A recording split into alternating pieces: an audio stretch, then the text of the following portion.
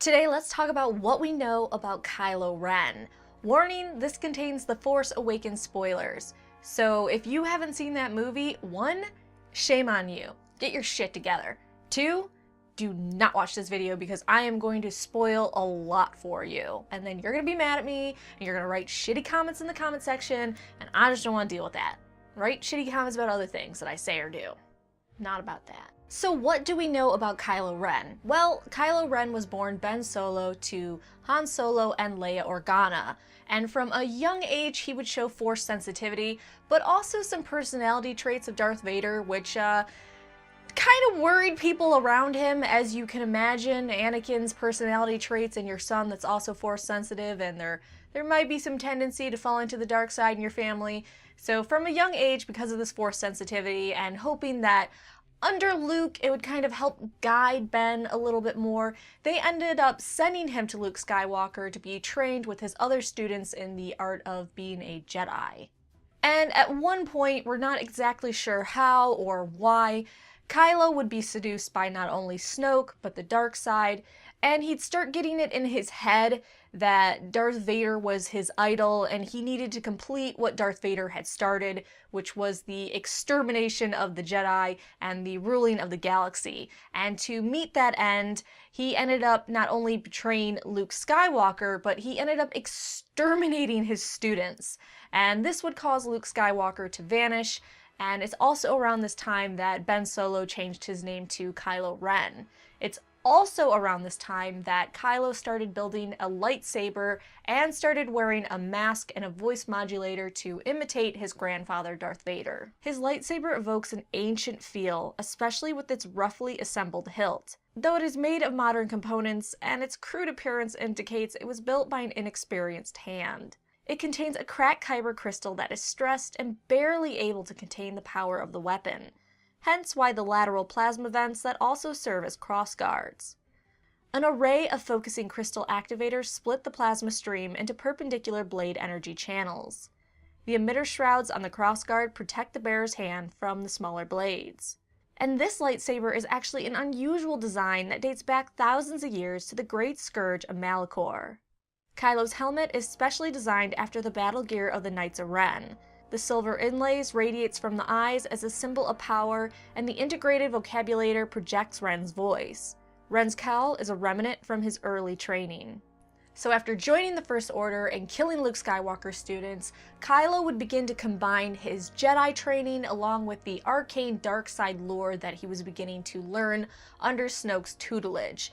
And of course, as you can imagine, these teachings, the dark side and Jedi, they contradict each other a little bit.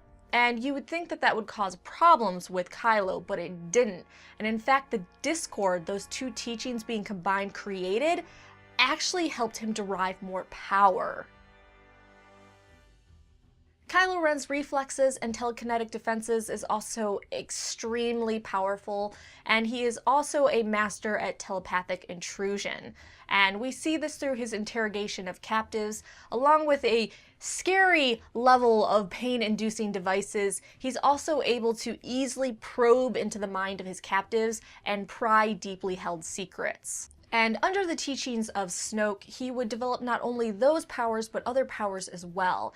And Snoke would teach Kylo to kind of hone all his anger and his fiery temper into a fine point. Snoke would also teach Kylo to use his past, even though Kylo tries to bury it as much as possible, and use the uncomfortable feelings and the anger and the hatred that he gets from remembering his past into fueling his dark side power. Even though we see that Kylo doesn't have as much control over his temper and his anger as his grandfather, his idol, Darth Vader did. And we see this even in the movie where if something doesn't go his way, he throws a complete temper tantrum and destroys anything nearby with his lightsaber. But it's also because of these powers and having his superhuman reflexes because of the Force that Kylo Ren has no fear in battle.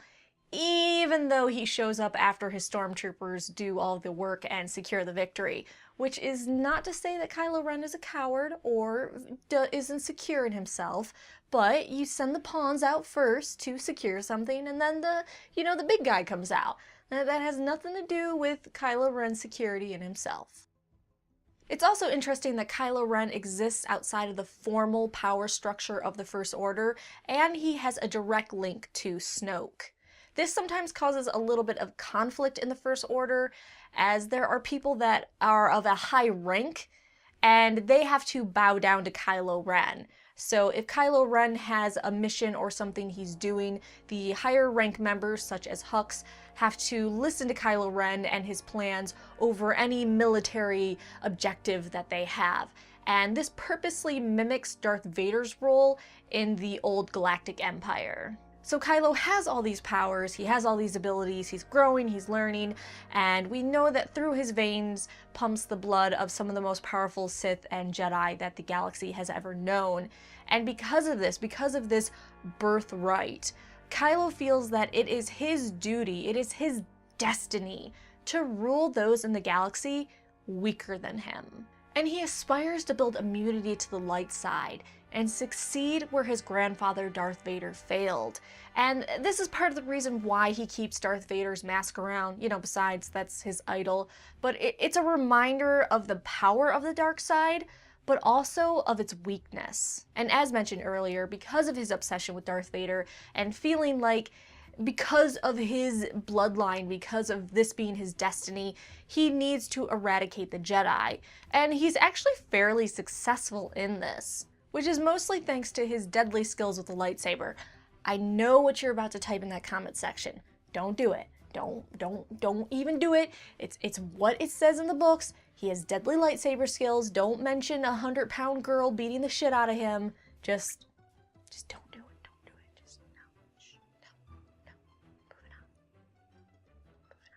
So his deadly skills with the lightsaber would be the reason why the Return of the Jedi Order was halted, and the lightsaber and its many elegant combat forms would become largely unknown to the galaxy. And because of this and his killing of Luke Skywalker's students, he would earn the nickname Jedi Killer among the ranks of the First Order.